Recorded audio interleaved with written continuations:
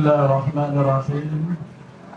Assalamualaikum warahmatullahi wabarakatuh. Bismillahirrahmanirrahim. Sekarang kita coba dalam rangka untuk memperingati Hari Kemerdekaan Indonesia yang ke-79 ini, saya sedikit ingin menyampaikan, ini bukan cerita, ini sejarah.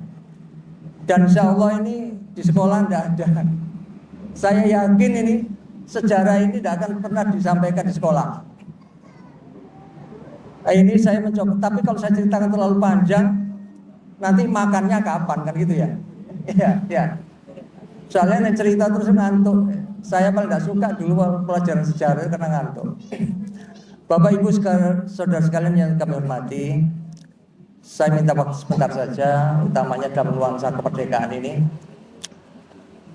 Ada sejarah yang akan kami sampaikan, nggak usah terlalu luas ya, karena nanti kalau terlalu luas sampai jam 12 nggak selesai nih Mas Vito.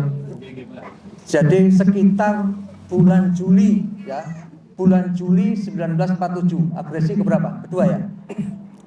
Bapak Ibu sekalian yang berbahagia, sejarah ini ada kaitannya dengan Lumajang. Kenapa di Lumajang ini kok banyak sekali jalan-jalan yang pakai nama pahlawan? Jalan Suwanda, Kiai Ilyas, Kamari Sampurno, Imam Sujai dan sebagainya. Itu adalah memang daerah kita ini sebagai daerah palagan pertempuran. Ya. Jadi bukan daerah kaleng-kaleng Lumajang ini, daerah pertempuran. Saya dulu pernah ditegur oleh seorang pejuang tentara. Nah, Lumajang itu gambar jalan kecak, digambar pahlawan. Kita ini daerah pejuang ini. Nah, itulah sebabnya banyak yang tidak tahu tentang Lumajang ini. Jadi secara singkat saja saya ceritakan. Jadi pada tanggal 21 Juli 1947 ya, itu dari batalion, namanya batalion Irin ya, itu dari marinir Belanda yang habis perang melawan Jepang dari Filipina itu masuk ke Indonesia lewat Laut Jawa. Ya, Brigadir Irina itu adalah pasukan terkuat Belanda, marinir Belanda yang dari Filipina masuk ke Indonesia lewat Laut Jawa langsung ke Pasir Putih. Tanggal 21 Juli, ya. Itu langsung menguasai situ Bondowoso dan daerah sekitarnya sana. Anehnya pada waktu itu tidak ke Probolinggo, tapi langsung masuk ke Lumajang 21 Juli itu. Sehingga pada tanggal 21 Juli terjadilah pergerakan pasukan Belanda itu menuju ke Lumajang mulai dari siang sampai malam. Korban yang pertama kali di Lumajang ini yang tertembak itu adalah yang sekarang diabadikan sebagai jalan.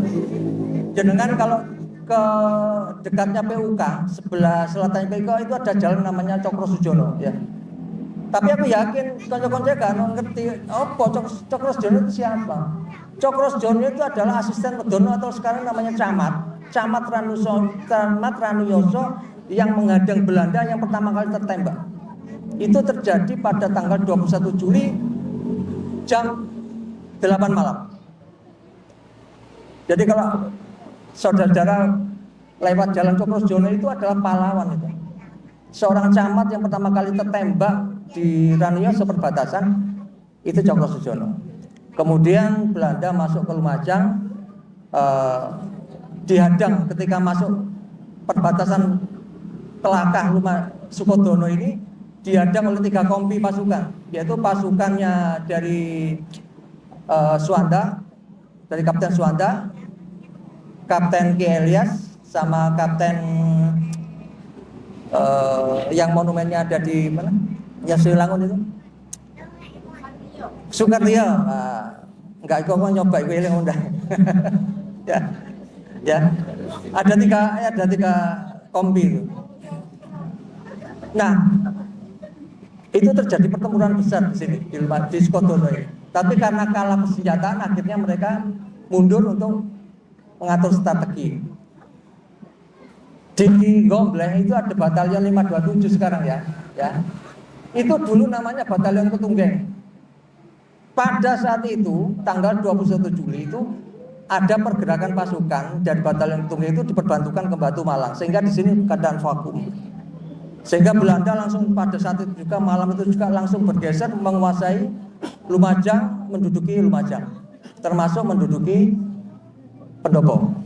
Bupatinya waktu itu adalah Bapak Abu Bakar. Dan sekdanya, kalau dulu itu bukan sekda, tapi patih ya, namanya Sastro Dikoro. Ya, ini anak Jalan Sastro Dikoro itu, biar itu adalah wakil bupati atau sekretaris. Ya. Nah, akhirnya beliau akhirnya ditawan dan sebagian dikuasai lah. Terjadi pergerakan waktu itu, kemudian seluruh pasukan yang ada di sekitar Lumajang, termasuk dari Malang, Surabaya dan sekitarnya, ditarik semua untuk membantu pergerakan perlawanan melawan pasukan Belanda di Lumajang. Kalau kita ingin tahu di mana sebetulnya markasnya Belanda waktu itu, yang dijadikan base campnya Belanda, itu di Hotel Merdeka. Sekarang Hotel Merdeka itu apa ya? Wijaya itu ya, Optik Wijaya, betul ya, Optik Wijaya ya. Nah itu dulu Hotel Merdeka. Dengan yang sekarang itu mesnya Kodim yang ada di Robujel. Nah itu. Jadi terjadi pertempuran hebat. Mohon maaf saya tidak akan menceritakan nanti dari kopi-kopi siapa, nanti lama ini ceritanya. Intinya di Lumajang ini pernah terjadi serangan umum, Pak. Jadi kalau panjenengan pernah membaca sejarah 1 Maret 49. 1 Maret 49 itu ada serangan umum di Jogja. Jauh sebelum itu, 30 Juli 47 itu sudah ada serangan umum Pak di Lumajang, Pak. Dari berbagai macam penjuru. Itu menyerang kompi-kompi Belanda. Nah, ini saya tak ceritakan nanti sampai jam 12 ya. Jadi intinya Lumajang ini adalah daerah perjuangan. Tidak hanya berlatar belakang sejarah kerajaan, tetapi juga latar belakang daerah perjuangan. Sehingga di sini kita banyak mengenal seperti Kiai Elias, Kapten Suwanda, Seruji dan sebagainya. Seruji itu, Kolonel Letkol Seruji itu memang gugurnya di Jember, tetapi daerah perjuangannya di Lumajang, makanya ada jalan yang namanya Jalan Seruji. Ya. Itu Bapak Ibu sekalian, sepintas saja Pak Mas Dito. Yang penting paham, biar anak-anak kita tahu, oh tiba Lumajang itu basis perjuangan ya, banyak pahlawan yang gugur ya di sini. Itulah. Karena apa?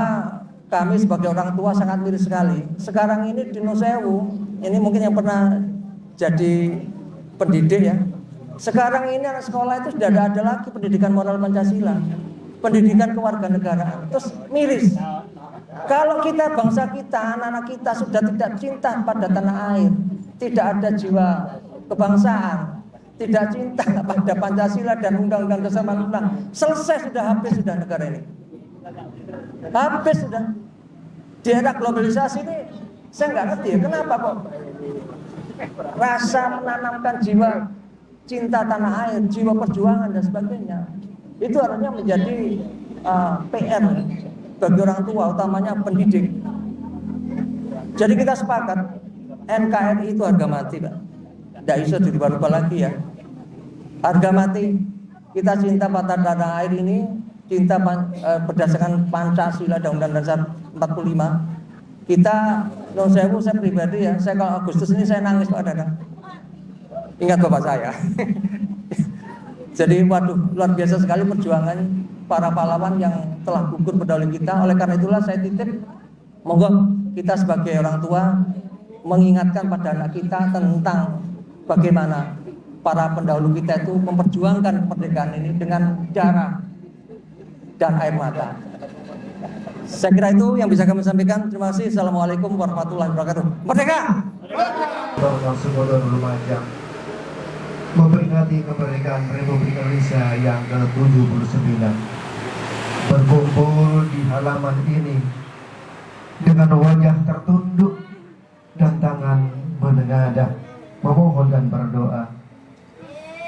Ya Allah, pelimpah anugerah, demi nama-nama agungmu yang maha indah, demi sifat-sifat suci-Mu yang maha indah, demi ciptaan-ciptaan-Mu yang serba indah.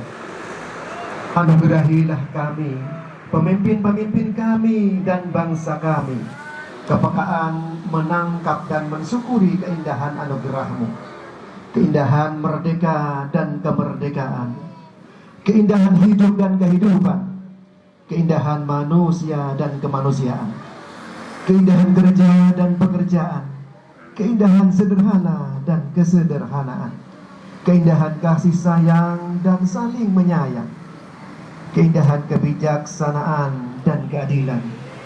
Anugerahilah kami, pemimpin-pemimpin kami dan bangsa kami, kemampuan mensyukuri nikmat anugerah-Mu dalam sikap-sikap indah yang Engkau ridhoi.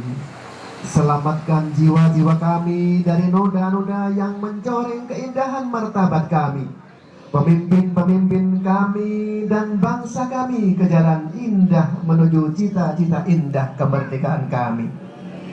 Kuatkanlah lahir dan batin kami untuk melawan godaan keindahan-keindahan imitasi yang menyeret diri-diri kami dari keindahan sejati kemanusiaan dan kemerdekaan kami. Merdekakanlah kami dari belenggu penjajahan. Kokohkanlah kami, jiwa raga kami untuk menjaga keindahan negeri kami. Ya Nur, wahai cahaya di